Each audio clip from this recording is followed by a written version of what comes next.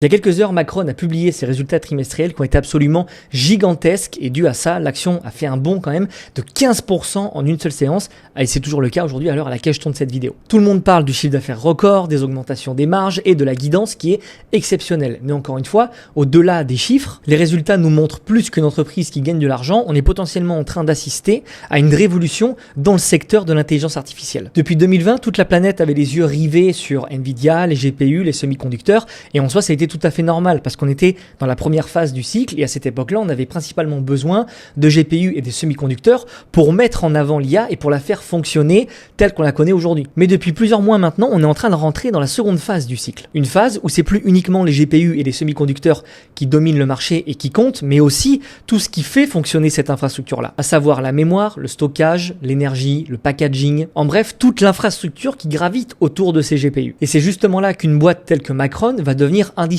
à tout l'écosystème IA. Parce qu'aujourd'hui, le véritable facteur limitant de l'intelligence artificielle, c'est plus la puissance de calcul, mais ça va être la mémoire. Donc dans cette vidéo, je vais t'expliquer pourquoi les résultats de Micron sont probablement les plus impressionnants qu'on a vus sur le secteur des semi-conducteurs ces dernières années, pourquoi la mémoire va devenir le prochain goulot d'étranglement de l'intelligence artificielle, pourquoi les entreprises et les gigas IA sont déjà en train de réserver leur puissance de calcul et de dépenser des milliards sur des années en avance, et surtout pourquoi je pense que même malgré les grosses augmentations qu'on a connues ces derniers mois sur l'entreprise, elle n'est encore faiblement valorisée par rapport à ce qu'elle va valoir dans les prochaines années. Et reste bien jusqu'à la fin parce que je vais te partager une liste d'actions en lien avec la mémoire que je surveille et que j'ai personnellement dans mon portefeuille. Pour parler un petit peu chiffres, Micron a littéralement explosé toutes les attentes. L'entreprise a publié un chiffre d'affaires de 41,5 milliards alors qu'ils attendaient 35 milliards, soit quasiment 20% de plus que ce qui était attendu. Un bénéfice net par action qui était attendu autour des $20 et il était à $25 après l'annonce et une guidance du quatrième trimestre autour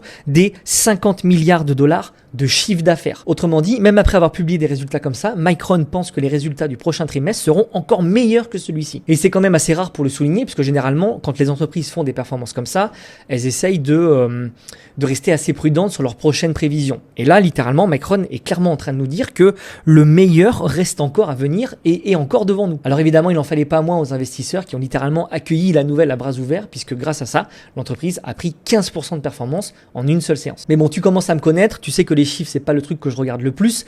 Et si c'était uniquement que des bonnes nouvelles en termes de chiffres, tu penses bien que je serais pas en train de faire cette vidéo. Moi, ce qui m'intéresse et ce qui t'intéresse aussi, c'est de comprendre pourquoi l'entreprise a littéralement explosé malgré une hausse de plus de 300% depuis le 1er janvier. Quand on parle d'IA, à chaque fois, tout le monde pense littéralement aux mêmes entreprises, à savoir Nvidia, les semi-conducteurs, les GPU. Et en soi, c'est totalement normal puisque c'est la base du fonctionnement de l'intelligence artificielle aujourd'hui. Pourquoi ? Parce que Nvidia fabrique les processeurs les plus puissants du monde, mais pose-toi la question de savoir à quoi ça sert d'avoir les meilleurs processeurs si derrière, il n'y a rien pour les alimenter et pour les faire tourner à pleine puissance. Imagine que tu achètes une Porsche, ok, pour les fins connaisseurs, une Porsche, une GT3, flat 6, 500 chevaux, excellente voiture avec des performances de dingue. Sauf qu'à chaque fois que tu appuies sur l'accélérateur, le moteur est alimenté en essence par un petit tuyau qui fait simplement la taille et le diamètre d'une toute petite paille. Ça va pas bien marcher, ça va pas pouvoir être utilisé à 100%. Pourquoi ? Puisque ça pourra pas délivrer toute la puissance, vu que le carburant n'aura pas la capacité d'arriver jusqu'au moteur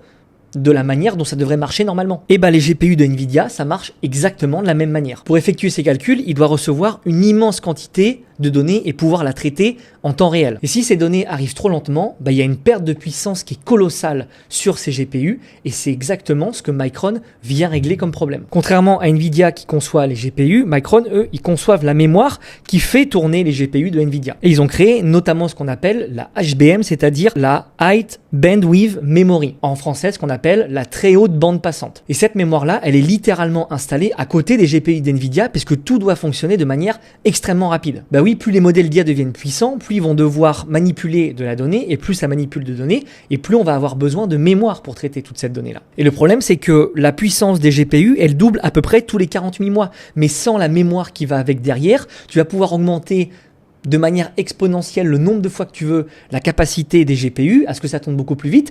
Mais si derrière, il n'y a pas la mémoire qui va avec, ça ne va rien changer et ça ne pourra pas fonctionner à son plein potentiel. Donc le vrai défi aujourd'hui, c'est plus de fabriquer davantage de GPU, mais davantage de mémoire pour les alimenter. D'ailleurs, si tu apprécies ce genre d'analyse qui change plutôt de ce que j'ai l'habitude de faire, où on essaye de comprendre vraiment ce qu'il y a au-delà des chiffres, pense à t'abonner à cette chaîne YouTube. Mon objectif, c'est pas simplement de te montrer les actions qui montent, mais de te prouver par A plus B pourquoi elles montent, pourquoi elles sont indispensables à l'écosystème IA, et pour que tu sois capable d'identifier les prochaines thématiques à fort potentiel, et ça, bien avant que la grande majorité des investisseurs les découvrent. Et ce qui est fascinant avec cette idée-là de augmenter la mémoire, c'est que ça vient pas de Micron uniquement. Il y a quelques jours seulement, Elon Musk, lors d'une conférence, a lui-même expliqué que c'était l'un des plus gros problèmes pour le scaling de l'IA aujourd'hui. Puisque selon ses propos, le véritable facteur limitant aujourd'hui est désormais notre capacité à produire suffisamment de puces de calcul, de mémoire et de packaging avancé. Et il a aussi ajouté une déclaration hyper forte. Il a dit qu'il n'existe actuellement aucune usine de mémoire à très haut volume aux États-Unis. Aucune, zéro. Pendant son intervention, il a bien évidemment parlé de Micron et il a dit que même avec leur construction d'usines dans l'Idaho et dans l'État de New York, que leur production de masse ne serait pas opérationnelle et ne serait pas atteinte qu'avant 2029-2030. Et il a enfoncé les clous avec quelque chose d'encore plus impressionnant, c'est qu'il a dit que même si demain des boîtes comme Micron et toutes celles qui construisent de la mémoire arrivaient à construire leurs nouvelles usines, que ça ne suffirait pas pour abonder et abreuver la demande qu'on a aujourd'hui. Et oui, parce que même avec les scénarios les plus optimistes, les fabricants de puces mémoire n'arriveraient pas à combler toute la demande qu'on a aujourd'hui. Et je pense qu'il faut vraiment mesurer l'impact de cette phrase et de ce qu'a dit Elon Musk. Parce qu'encore une fois, on ne parle pas d'un mec random, on parle d'un mec qui développe en même temps XIA, Tesla, Optimus, qui sont littéralement les futures IA les plus puissantes du monde, qui vont demander le plus de puissance de calcul et le plus de demandes en mémoire, et qui prévoient littéralement de déployer des centaines, voire des millions de robotaxis et de véhicules autonomes dans le monde dans les prochaines années. Donc en gros, l'un des plus gros consommateurs de puces mémoire au monde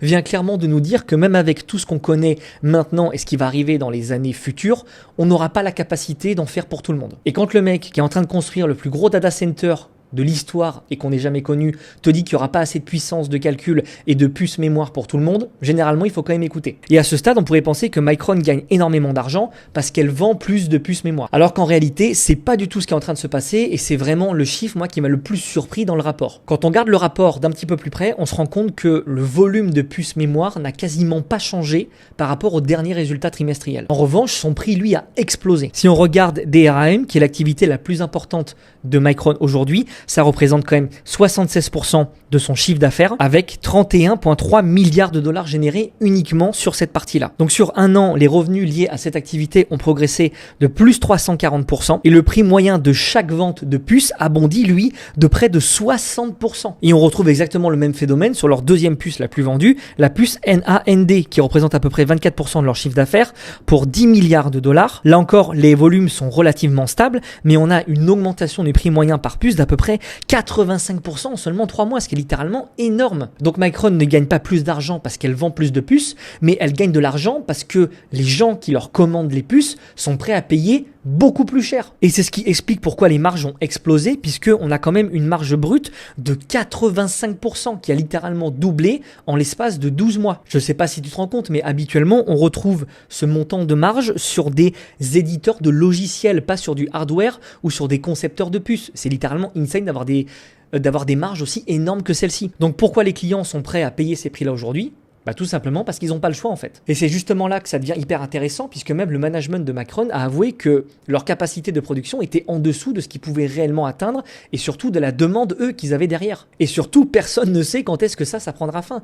Donc là, on a littéralement le cocktail explosif pour que Micron continue à exploser dans les années à venir, malgré la hausse qu'on a connue là sur les 12-15 derniers mois. Il y a un élément supplémentaire aussi qui vient s'ajouter à tout ça, c'est que jusqu'à maintenant, Micron et le secteur de la mémoire étaient toujours considéré comme quelque chose de cyclique. Parce qu'avant, l'histoire était quand même toujours la même. C'est-à-dire qu'on passait commande, les livraisons arrivaient en quelques semaines et on n'en commandait plus de puces jusqu'à temps qu'on en ait besoin encore une fois. C'est-à-dire que la demande explosait, donc forcément les prix montaient, on avait besoin de plus de capacité, donc on construisait des usines, etc. Sauf qu'il y avait plus d'offres que de demandes, donc les prix s'écroulaient et on arrivait encore une fois sur un truc où il y avait plus d'offres que de demandes. Et c'est pour ça que le marché était toujours considéré comme quelque chose de cyclique. Et c'est précisément pour cette raison particulière que les investisseurs restent encore assez prudents sur le secteur de la mémoire. Sauf que pour la première fois, Micron est peut-être en train de casser ce modèle puisque les personnes qui achètent leurs puces ne se comportent plus du tout de la même manière aujourd'hui qu'avant. Puisqu'avant, ça fonctionnait comme ça. Quand je viens de te le dire là il y a quelques secondes, ils passaient commande, les livraisons arrivaient en quelques semaines et après, ça retombait jusqu'à temps qu'ils aient plus besoin de commander d'autres puces mémoire. Sauf que maintenant, c'est totalement l'inverse. Pourquoi ? Parce que les gros acteurs de l'IA, ils veulent plus attendre. Ils ont besoin de puces mémoire le plus rapidement possible, sinon leurs IA ne peuvent pas fonctionner. Donc, ils commencent à payer et surtout à réserver sur des années à l'avance. Et c'est exactement ce que Micron vient d'annoncer dans leur publication de résultats, c'est qu'ils ont signé 16 partenariats stratégiques pour les prochaines années. Et ces personnes-là ont commandé des puces pour plusieurs années d'avance. Et ce qui est dingue, c'est que ce contrat concerne pas que les data centers, puisqu'il concerne aussi différentes branches, que ce soit l'automobile, les industriels ou encore les produits grand public. Et ces contrats-là, ils couvrent une durée de 2026 à 2030. Et là, on n'est pas sur un simple accord commercial, on est sur un accord qui s'appelle le take or pay. C'est-à-dire que les clients qui leur achètent leurs puces s'engagent à les acheter qu'ils en aient besoin ou non. Donc une partie de la production de Micron est désormais réservée par quelques clients sur 3, 4, 5 prochaines années, déjà c'est acté. Et les chiffres donnent le vertige, parce que sur ces 16 accords qui ont été signés, il y en a au moins 14 contrats qui garantissent plus de 10 milliards de chiffre d'affaires minimum. Je le répète, c'est du minimum. Donc on est vraiment très loin de l'image maintenant de la commodité. La mémoire, pour moi, n'est plus une commodité et ces chiffres-là, maintenant l'attestent et le montrent quand même plutôt dans le bon sens. La mémoire est clairement en train de devenir une ressource stratégique. On en a besoin pour faire fonctionner l'IA. Et ça change complètement la vision qu'on avait sur Micron ou même la vision des entreprises qui évoluent dans le secteur de la mémoire. À ce stade, on pourrait simplement se dire, ok, pour résoudre le problème, il faudrait simplement qu'il y ait davantage de puces, davantage d'usines pour combler ce manque et juste combler cette rareté-là. Alors oui, effectivement, c'est déjà le cas. Micron est en train de construire des usines comme le fait Samsung, comme le fait SK Hynix. Mais il y a un problème, c'est que construire une usine de semi-conducteurs, c'est pas la même chose que de construire un entrepôt chez Amazon. Une usine mémoire, ça demande des années de construction. Pourquoi ? Parce qu'il faut des autorisations réglementaires, il faut réussir à construire le bâtiment, il faut concevoir des salles blanches qui sont ultra spécialisées, il faut former le personnel qu'il y a dedans, et c'est des milliers de machines qui sont extrêmement complexes qu'il va falloir concevoir, entretenir. Donc c'est clair que on est très loin d'un simple... on va dire, d'une simple construction, d'un simple bâtiment d'intelligence artificielle. C'est quelque chose d'extrêmement complexe. Et dans le cas de la mémoire à haute bande passante, donc de la fameuse HBM, là, ça devient encore plus complexe. Pourquoi ? Parce que cette technologie-là, elle marche avec un principe de couches successives qui doit être extrêmement bien calibré. C'est limite chirurgical. S'il y a un seul truc qui merde, ça ne fonctionnera pas. S'il y a le moindre truc qui merde, la puce est inutilisable et ça ne fonctionnera pas. Donc fabriquer davantage de HBM prend énormément de temps, beaucoup de temps. Et en attendant, le problème, c'est que la demande, elle, ne fait qu'accélérer. Et c'est exactement ce que la direction de Micron citait, c'est que malheureusement, par rapport à l'offre qui est disponible et à la demande qu'on a derrière, la pénurie, elle durera jusqu'à 2027 minimum. Et comme je le disais tout à l'heure, le pire, c'est que le management ne sait pas non plus. Ils n'ont pas de visibilité quand l'offre rattrapera la demande. Et ce détail, il est extrêmement important pour nous investisseurs parce que c'est exactement ce qu'on cherche. Quand il y a ce déséquilibre entre l'offre et la demande qui va créer vraiment une pénurie qui peut durer plusieurs mois, voire plusieurs années. Et ça, c'est extrêmement bon pour nous investisseurs parce que ça veut dire que les clients vont être capables et prêts à payer beaucoup plus cher parce qu'ils ont besoin de cette technologie-là qui est rare, qui est dure à mettre en place et qui prend beaucoup de temps. Et le plus fou, c'est qu'aujourd'hui, la mémoire vient des data centers, ça c'est sûr, mais elle commence à être implémentée sur d'autres parties parce que les data centers, c'est que la première étape. Oui, parce que l'IA va pas rester enfermée dans les data centers et dans les serveurs, ça va commencer progressivement à aller sur d'autres pans de l'économie, dans l'industrie, les voitures autonomes, les smartphones, les ordinateurs ou même encore et surtout la robotique humanoïde. Et à chaque fois que l'IA arrive dans un nouvel appareil technologique, on a besoin continuellement de mémoire. Regarde, je vais te prendre un exemple notamment avec les voitures autonomes. Selon Micron, une voiture autonome moderne, elle embarque aujourd'hui un système qui s'appelle le L2+. Et rien que ça embarque déjà 5 fois plus de technologie et de mémoire que dans une voiture classique. Et ces véhicules-là, ils ne représentent que seulement 20% des ventes sur le marché des véhicules autonomes aujourd'hui. Mais d'ici 2030, ça représentera déjà 40% des ventes. Et le vrai changement d'échelle, lui, pourrait se faire avec la partie des robots humanoïdes. Pourquoi ? Parce que le robot, c'est pas simplement une machine qui est capable de marcher ou de transporter des objets, c'est littéralement un ordinateur sur pattes. Et oui, parce qu'il doit être capable de comprendre son environnement, de prendre des décisions, de manipuler des objets, de faire entre guillemets tout ce que fait un humain réel. C'est bien pour ça qu'on les a conçus. Et vu que le robot, il doit prendre des décisions en temps réel, il peut pas se permettre comme ChatGPT d'attendre la réponse à un serveur qui est dans un data center. Il doit prendre la décision le plus rapidement possible. Donc une grande partie de l'intelligence du robot fonctionne en interne et c'est pour ça qu'on a encore besoin de mémoire, de puissance de calcul et notamment des puces de Micron. Et selon eux, un robot humanoïde pourrait embarquer 10 fois plus de mémoire qu'une simple voiture autonome avec le système L2+. Donc imagine bien que si demain des boîtes comme Tesla, comme Figuria et tous les autres constructeurs de robots humanoïdes construisent et mettent sur le marché des centaines de milliers, voire des millions de robots, t'imagines bien que la puissance de calcul, la puissance qu'on va avoir besoin en termes de mémoire derrière est littéralement gigantesque. Donc vraiment, Micron n'a pas publié qu'un bon trimestre, ils ont publié littéralement un signal sur tout le marché. Et ce signal, c'est quoi? Et que les résultats révèlent de quelque chose, c'est que la mémoire, c'est probablement le nouveau goulot d'étranglement pour tout le marché. Les prix ont explosé et pas les volumes, ce qui veut dire que les marges se sont envolées. On a 100 milliards de garanties sur des contrats qui sont en take or pay, donc c'est-à-dire que même si les grands de l'IA qui ont acheté leurs puces ne les utilisent pas, ils devront quand même les payer et ces 100 milliards qui sont déjà assurés et garantis pour Micron, c'est impossible de résoudre le problème donc d'usine puisqu'il faut minimum 5 ans pour les construire parce que ça prend beaucoup de temps, c'est extrêmement coûteux, il faut former des équipes, c'est des technologies qui sont extrêmement avancées et qui sont quand même très dures à maîtriser comme je te le disais juste avant et surtout que en fait pour moi le marché des robots humanoïdes, des voitures autonomes et de tout ce qui va venir s'implémenter derrière sera le prochain gros catalyseur massif qui va faire que la mémoire va exploser en plus de ce que c'est déjà en train d'exploser sur la partie data center IA telle qu'on la connaît aujourd'hui. Donc ce qui me fait dire que je suis vraiment convaincu qu'on vient de passer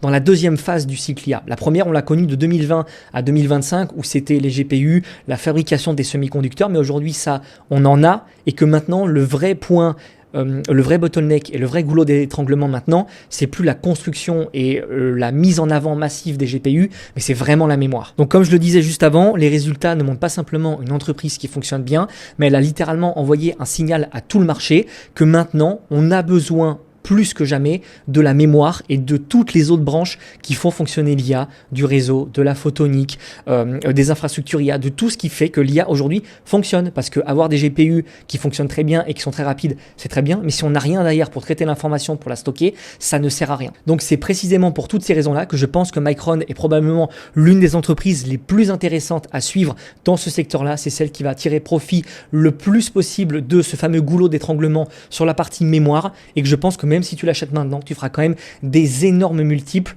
avant 2030, 2035. J'ai pas de boule de cristal encore une fois, mais par rapport à tout ce qui se passe sur le marché et à tout ce que délivre l'entreprise, à la pénurie, etc., je pense qu'aujourd'hui, cette entreprise-là fera partie des grandes gagnantes de l'IA dans les prochaines années, malgré la hausse qu'on a eue. Voilà, c'est tout pour cette vidéo. J'espère que ça t'aura plu. L'analyse était un petit peu plus longue que d'habitude, mais je voulais vraiment te montrer comment personnellement j'analyse les entreprises et ce que je regarde pour me dire, ok, même si elle a eu une augmentation énorme, ça ne veut pas forcément dire que le potentiel de hausse est derrière nous, mais par rapport à tout ce qui se passe, il est encore devant nous, malgré tout ce qu'on a eu jusqu'à maintenant. Si tu es resté jusqu'à la fin de cette vidéo, je t'ai pas oublié, je te l'ai dit en intro, que j'allais te partager une liste d'actions en lien avec la mémoire que je surveille personnellement et qui pour certaines font déjà partie de mon portefeuille. Donc si tu veux la recevoir, c'est extrêmement simple. Tu as juste à me DM sur Instagram le mot mémoire et je t'enverrai cette liste. Aussi simple que ça. N'hésite pas à liker, à t'abonner, à commenter si tu as la moindre question. Je réponds absolument à tout le monde et moi je te dis à la prochaine pour une nouvelle vidéo.